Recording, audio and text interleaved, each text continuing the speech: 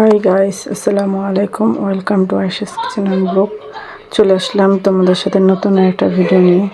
আজকে আমি কিছু টিপস শেয়ার করব। সেটা হলো, এখানে আমরা কিন্তু অনেকেই পেঁয়াজগুলি বাসায় এনে রাখি, কিন্তু পেঁয়াজগুলিগুলো ঠিকভাবে না রাখলে কিন্তু নষ্ট হয়ে যায়।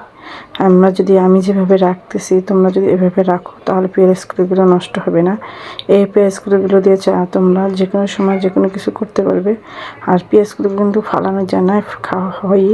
সেটাই তোমাদের সাথে একটু শেয়ার করবো আমি কীভাবে ফ্রোজেন কি সপ্তাহ 10-15 দিনের মতন রাখবো। দেখো যে একটা বাটির নিচে, বাটিতে একটা টিস্যু দিয়ে নিচে রেখেছি। আর সেগুলো পেঁয়াজগুলি আমি এক এক করে কেটে নিচ্ছি। যেগুলো নষ্ট সেগুলো বেছে বেছে ফেলে দিচ্ছি। দেখো,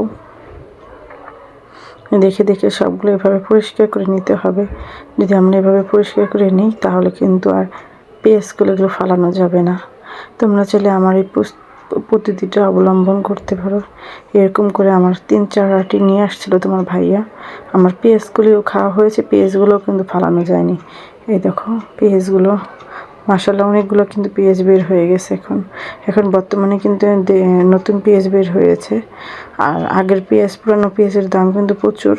তোমরা চাইলে এইভাবেও নিয়ে আসতে পারো। এগুলো কিন্তু ফালানো যায় না, সুন্দর খাওয়া যায়।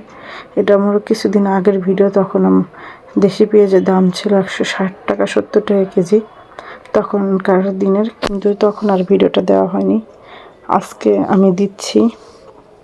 যাই হোক, এখন আর কী বলবো। কিন্তু এই পেঁয়াজগুলো কিন্তু আমার সুন্দর মতন আমি পরিষ্কার করে নিচ্ছি।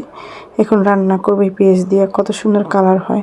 আর এই দেশি পেঁয়াজের টেস্ট কিন্তু অনেক বেশি, আর খেতেও কিন্তু দারুণ হয়। বিশেষ করে মাছ রান্না করলে অনেক মজা হয়। যদি তোমরা শোল মাছ, চিংড়ি মাছ, যে কোনো মাছ, এখন তো দেশি মাছ, শীতের দিন যে কোনো মাছ খেতে কিন্তু ভালো লাগে। যাই হোক, এগুলো এখন পেঁয়াজগুলো কেটে নিচ্ছি। চাকু দিয়ে কাটতে সুবিধা হয়, কারণ একটু পিছলা টাইপের থাকে, তো বটি দিয়ে কাটতে গেলে হয়তো হাতটা কেটে যেতে পারে বা কাটা হয় না সুন্দর মতন। আমি এই নতুন পেঁয়াজগুলো চাকু দিয়ে কাটতে আমার কাছে সুবিধা হয়, মনে হয় ভালো হয় পেঁয়াজগুলো কাটতে। তাই আমি এই পেঁয়াজগুলো বটি দিয়ে কাটি না, আমি চাকু দিয়েই কাটি সাধারণত। আমার কাছে ভালো লাগে বটি দিয়ে চাকু দিয়ে কাটতে, কারণ সুবিধা হয়, আমার ধারে লাগে ধরে সুন্দর করে, না হয় হাত কেটে যেতে পারে বটি দিয়ে, পিছলা হয়ে থাকে এই কারণে। যাই হোক, পেঁয়াজগুলো সব কেটে নিচ্ছি।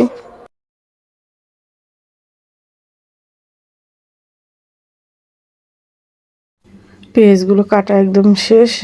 আমি এখন এই যে দেখো, বক্সে আমি পেঁয়াজকলিগুলো সব ভরে নিয়েছি। একটা উপরে কাগজ দিয়ে দিলাম।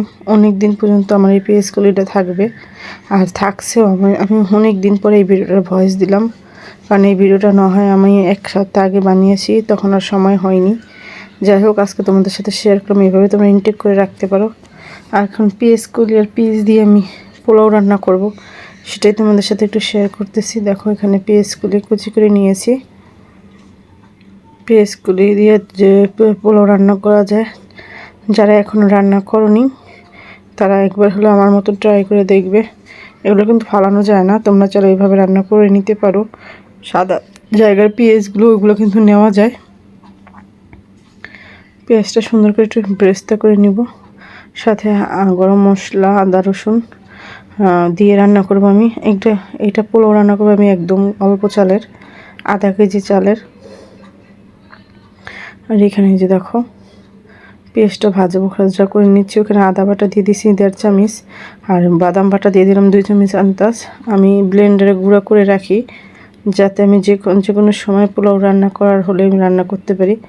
আমি এটা রেডি করে রাখি, কারণ আমার বাচ্চারা যে কোনো টাইমে পোলাও খেতে চায়, ওদের অনেক পছন্দ পোলাও। সেই ভালো মতন আমি এখন এটা কষিয়ে নিব। যদি ভালো মতন না কষাও হয়তো গন্ধ আসতে পারে, আর একটু পানি দিয়ে দিলাম কষানোর জন্য, না হয় কাঁচা একটা গন্ধ আসতে পারে। এটা চাইলে কষানোর ভিতরে তোমরা পানিও দুধও দিতে পারো। দুধ দিলে আরও টেস্টটা বেড়ে যায়। পোলার ভিতরে তোমরা যত দুধ দিবে তত টেস্ট হবে। মানে আমি কিন্তু পোলার ভিতরে গুঁড়া দুধ, লিকুইড দুধ এটা ব্যবহার করি, কারণ পোলাও অনেক মজা হয়, না হয় ভালো লাগে না খেতে। এখন আমি সুন্দর করে ভালো করে কষিয়ে নিব। একদম মশলাটা যখন কষানো হয়ে যাবে, কাঁচা গন্ধটা চলে যাবে, তখন আমি পোলার চালটা দিয়ে দিব। তার ক্লিপটা নেওয়া হয়নি। এখন আমি চালটা ভালো করে ভাজা ভাজা করে নিচ্ছি মশলার সাথে। এখানে আধা কেজি চাল ছিল, কাঁচামরিচও দিয়ে দিচ্ছি সাথে। দেখো চালটা দিয়ে আমি চালটা কিন্তু ধুয়ে ভিজিয়ে রেখেছিলাম আধা ঘন্টার জন্য। ঝরিয়ে নিবা তোমরা চালটা। আর এখানে পানি দিয়ে দিয়েছি, আধা কেজি চালে 3 পা পানি। দেখো আমার পোলাওটা একদম রেডি, আর ক্লিপ নেওয়া হয়নি। এখানে কিন্তু গুঁড়া দুধ দিয়েছি আমি সাথে, দমে দিয়েছি। আমার রান্না কিন্তু একদম কমপ্লিট, পোলাও রান্না হয়ে গেছে। এখানে আমি একটা মুরগি রান্না করবো। এটা তোমরা যদি চাও, ঘরে যদি মুরগি রান্না করা থাকে, ওই মুরগিগুলো তোমরা চাইলে মশলা না থাকলে কষিয়ে নিতে পারো। আমি এই যে পেঁয়াজ ভাজা ভাজা করে নেব এখানে, কারণ ওই মুরগিটা আমি রান্না করা ছিল, ওটার ভিতরে মশলা ছিল না, রোস্ট রেজালার মাংস ছিল ওটা, 1 ফোঁটা মশলাও ছিল না। সেই রান্না করা মুরগিটা আবার রান্না করব, তোমাদের সাথে সেটাই শেয়ার করবো। একটু গরম মশলা দিয়ে দিলাম, অল্প অল্প করে মশলা দিলে এই মুরগিটা কিন্তু রান্না করে নিলে খেতে কিন্তু দারুণ হয়, ভালো লাগে। পেঁয়াজ একটু বেরেস্তা হবে। আরও যে বাদামটা আমি বলেছিলাম যে বাদাম থাকে আমার, এখানে 3 চামচ আন্দাজ বাদাম ছিল। বাদামে কিন্তু মুরগি গরুকে যে কোনো তরকারিতে টেস্ট বাড়িয়ে দেয়, বিশেষ করে মাংস জাতীয় তরকারিতে। আমি আদা বাটা এখন একদম কম দিয়েছি, 1.5 চামচ আন্দাজ দিয়েছি, 1 চামচ আর আধা চামচ দিয়েছি এরকম। কারণ এখানে আদা বাটা বেশি তেমন লাগবে না। একটু হলুদ দিয়ে দিলাম, কারণ মশলা আগে দেওয়া ছিল, এখন বেশি দেওয়া যাবে না মশলাটা। এখন 1 চামচ মরিচের গুঁড়ো দিলাম, অল্প ঝাল দিলাম। মরিচের গুঁড়োটা অল্প করেই দিয়েছি, কারণ বেশি ঝাল লাগবে না। আর একটু যে বাটিটা ধুয়ে পানি দিয়ে দিলাম, যেটাতে বাদাম করে নিয়েছিলাম, এখানে করে নিলাম। আর একটু করে চিনি দিব, মুরগি তরকারিতে রোস্টের মতন বা রেজালাতে একটু চিনি দিলে কিন্তু টেস্টটা বেড়ে যায়, এটার জন্য আমি একটু চিনি দিয়ে দিয়েছি। বাহিরের একটা খাবারের টেস্টের মতন চলে আসে। এই দেখো মুরগির মাংসগুলো ছিল, এগুলো ফ্রিজে রাখা ছিল, আমি বরফটা ছাড়িয়ে নিয়েছি। বাহিরে রাখাতে আমার বরফটা ছেড়ে দিছে। এখন আমি তেমনভাবে নাড়াচাড়া করবো না, হয়তো মাংসগুলো ভেঙে যেতে পারে। এটার ভিতরে মশলা একদমই ছিল না।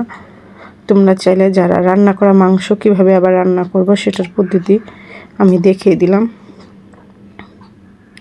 এভাবে তোমরা চাইলে মুরগির মাংস বা গরুর মাংস, যে কোনো মাংস এভাবে তোমরা রান্না করতে। আমি কিন্তু প্রায় সময়, অনেক সময় খাসির মাংস এভাবে আমি রান্না করি, মশলা না থাকলে নতুন করে মশলা কষিয়ে রান্না করি। তোমরা চাইলে এভাবে করতে পারো। আমার রান্না কমপ্লিট। এখন নাস্তার জন্য কি রেডি করেছি সেটা একটু শেয়ার করবো তোমাদের সাথে।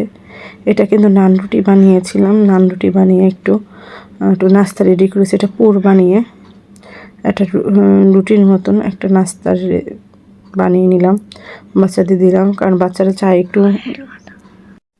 এই দেখো এক একটা করে ভাঁজ দিয়ে দিয়ে আমি নাস্তাগুলো রেডি করে নিলাম। তোমরা এভাবে চাইলে করে নিতে পারো। ওখানে তাওয়ায় তেল বসিয়ে দিয়েছি, একদম হালকা তেলে। দেখো মজাদার এই নাস্তার রেসিপিটা তোমরা ট্রাই করতে পারো, অনেক দারুণ কিন্তু হয় খেতে।